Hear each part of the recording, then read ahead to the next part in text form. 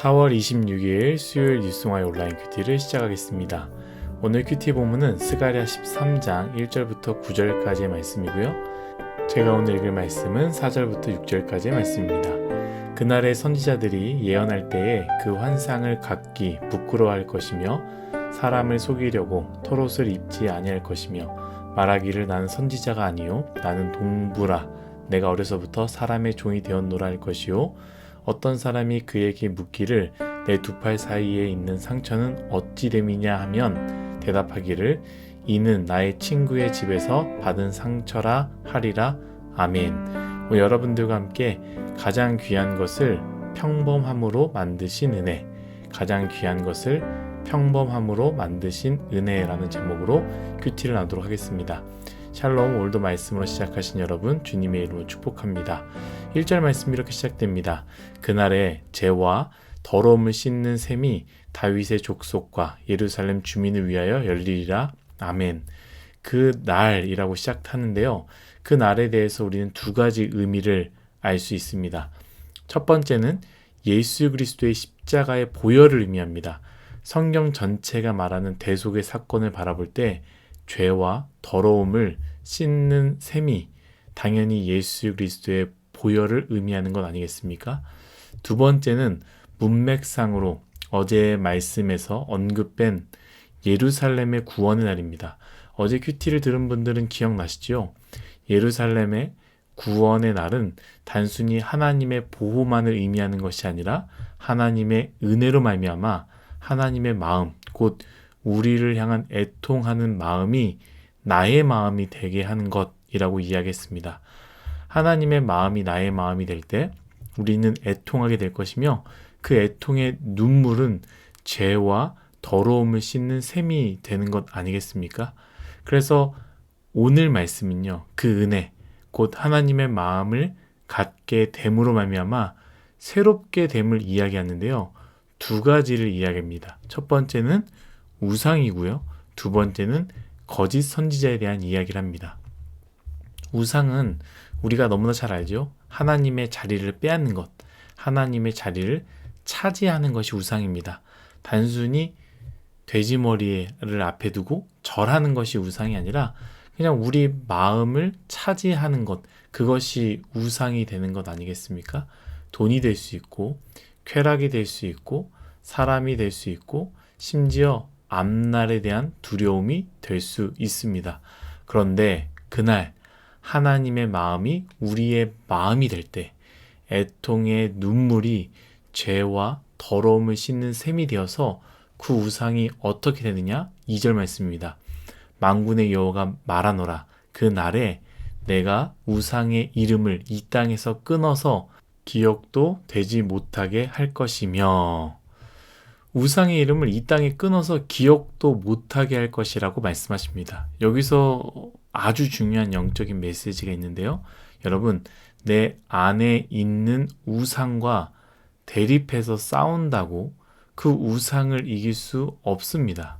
사실 음란과 싸우는 것, 미움과 싸우는 것, 아무리 싸워도 이길 수 없지만 오늘 말씀과 같이 우리가 하나님의 마음을 가질 때 내 안에 우상을 무너뜨릴 수 있다라는 것이죠.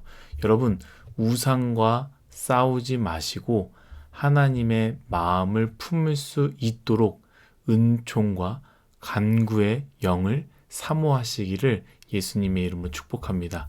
두 번째는 거짓 선지자인데요. 저는 오늘 여러분들과 이 부분을 나누기 원합니다. 사실 우리 모두는 앞날에 대한 불안 속에서 살고 있습니다. 그렇기 때문에 환상이라는 것은요, 굉장히 큰 매력이 될 수 있고요. 또한 다른 사람에게 큰 무기가 될 수 있습니다. 예를 들어서 누군가가 기도하는 중에 너에 대한 환상을 보았다, 꿈꾸는 중에 너에 대한 환상을 보았다라고 할 때 미래에 대한 두려움이 있는 사람들은 그 이야기가 무게감 있게 다가오지 않겠습니까? 이것은 앞날이 더 암울해질수록 굉장히 심해지는데요. 오늘 말씀도 마찬가지 아니겠습니까? 스가랴가 있을 때 그 시대적 상황을 생각해 보십시오. 이스라엘 백성들은 앞날을 꿈꿀 수 없는 상황이었기 때문에 거짓 선지자들이 굉장히 많았습니다. 그리고 그것을 이용하여 다른 사람들에게 미혹한다라는 것이죠.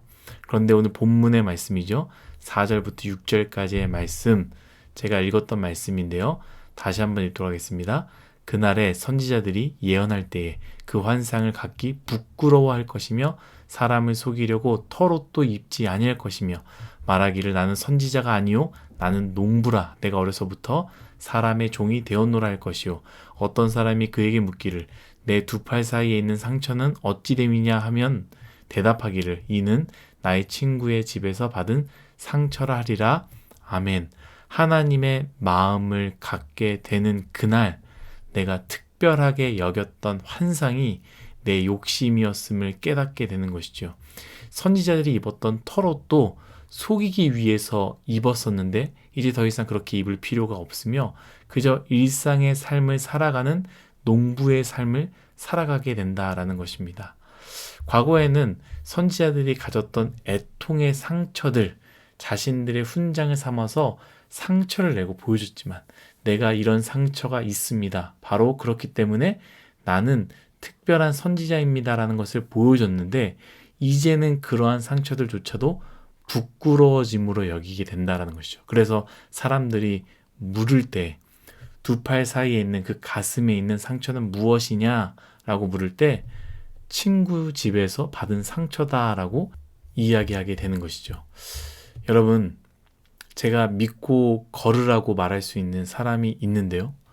모든 것에 대해서 특별한 계시로 바라보는 사람, 모든 것에 대해서 거룩함을 따지는 사람은요, 여러분 믿고 걸으셔도 됩니다. 이건 저만의 이야기나 의견이 아닙니다. 수많은 믿음의 거장들이 이야기했던 것들입니다. 모든 것들을 하나님이 어떠한 뜻을 가질까? 아주 작은 것까지도 그냥 일상의 일부분인데도 그것마저도 특별한 계시로서 바라보려고 하고 그 계시로 이루어졌다라고 말하는 사람들은 반드시 우리가 피해야 됩니다.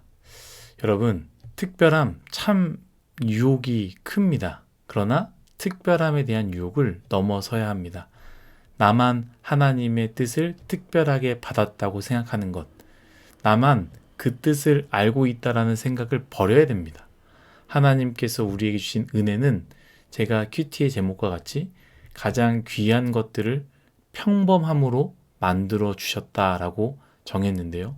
분명히 특별히 주시는 은혜가 있습니다만 동시에 하나님께서 주신 일상의 이성이 있습니다. 특별한 것을 바라지 마시고 특별한 것에 매달리거나 특별한 것에만 꿈꾸지 않았으면 좋겠습니다.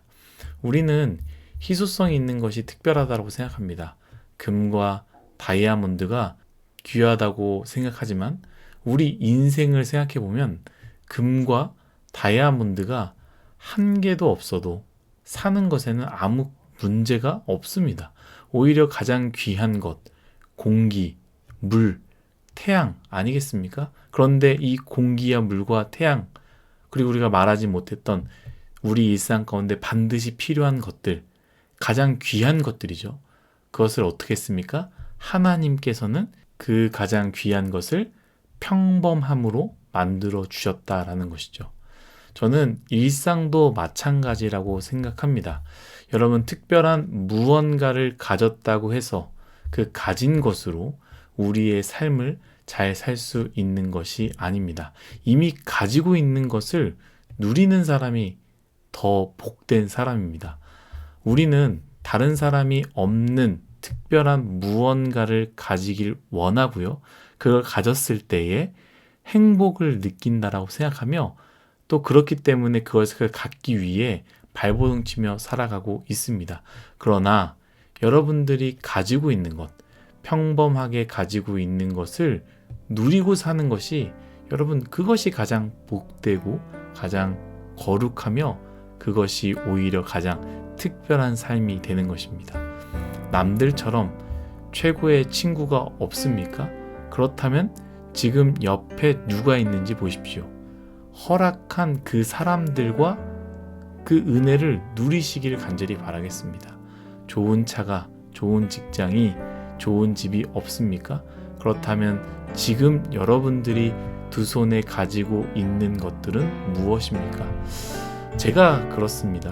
돌아보니 제 주변에 참 좋은 사람들이 많이 있더라고요. 이전에는 사람들이 말하는 베스트 프렌드가 필요했고 또 필요하다고 생각했고 누군가가 내 옆에서 나의 이야기를 들어주고 또 응원해줬으면 하는 마음들이 굉장히 많이 있었는데 돌아보니까 하나님께서 저에게 이미 너무나 좋은 사람들을 붙여주셨다라는 것을 보게 됩니다.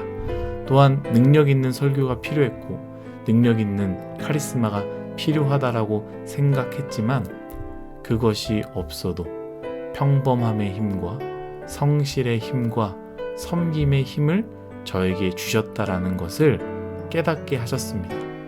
그래서 저는 남은 사역을 특별함이 없다고 해서 슬프지 않으려고 합니다.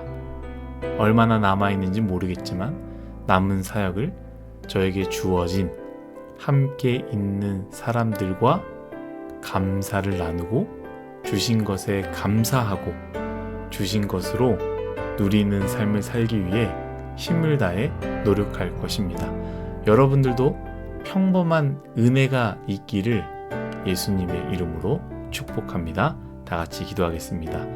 하나님, 우리의 인생 그날 하나님의 마음을 우리 마음 가운데 얻는 날 특별하게 살아가는 그런 인생이 아니라 하나님께서 주신 그 평범함의 은혜를 누리며 살아가는 귀한 인생이 되게 하여 주옵소서. 주님이 주신 것들이 너무나 많은데 우리는 갖질 못해서 속상해하고 있습니다. 나에게 허락한 사람들을 바라보고 허락된 환경들을 바라보며 그것들과 함께 누리며 살아가는 아름다운 인생이 되게 하여 주옵소서. 감사하며 예수님의 이름으로 기도드렸습니다. 아멘.